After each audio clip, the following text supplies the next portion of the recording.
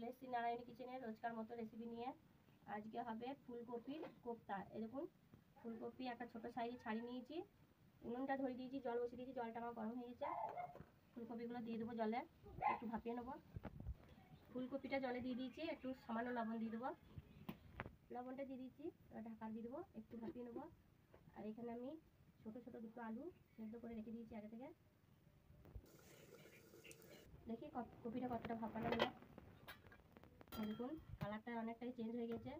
এবার আমি কড়াই থেকে তুলে নেব।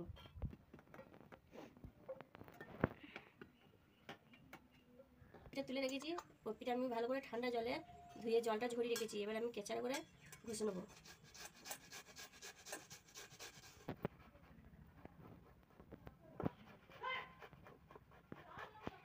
ফুলকপিগুলো ঘষে নিয়েছি, এবার আমি চেপে চেপে যে জলটা আছে সেটা ফুলকপি থেকে আমি বার করে নেব।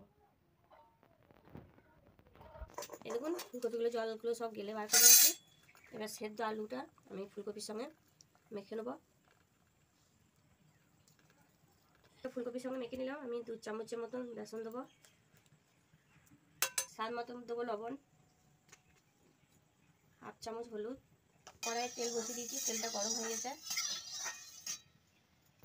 কুচানো পেঁয়াজ অল্প দিয়ে দিলাম। এবার আমি একসঙ্গে মেখে নেবো। তেলটা গরম হয়ে গেছে, সব উপকরণগুলো মাখানো হয়ে গেছে। এবার আমি এরকমভাবে বল সাইজে করে নেবো। আপনারা আপনাদের পছন্দের মতন সাইজটা করবেন।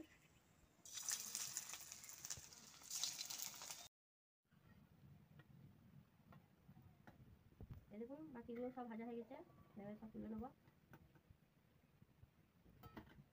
তেলের উপর দিয়ে দিলাম কুচানো পেঁয়াজ। পেঁয়াজটা ভাজা হয়ে গেছে, কুচানো টমেটোগুলো দিয়ে দেবো। মতো দেবো লবণ, পরিমাণ মতন হলুদ, ধনে, কাঁচা লঙ্কা, আদা পেস্ট করাতে দিয়ে দেবো। 1 চামচ দেবো লঙ্কার গুঁড়ো। মশলাটা কষানো হয়ে গেছে, মশলা থেকে দেখুন তেল চলে এসছে। এবার আমি জল দিয়ে দেবো। ঝোলটা অনেকটাই ফুটে গেছে, এবার ফুলকপির কোপ্তাগুলো দিয়ে দেবো, ধনে পাতা ছড়িয়ে দেবো। এবার হয়ে গেছে, আমি নামিয়ে দেবো। ফুলকপির কোপ্তাটা কমপ্লিট।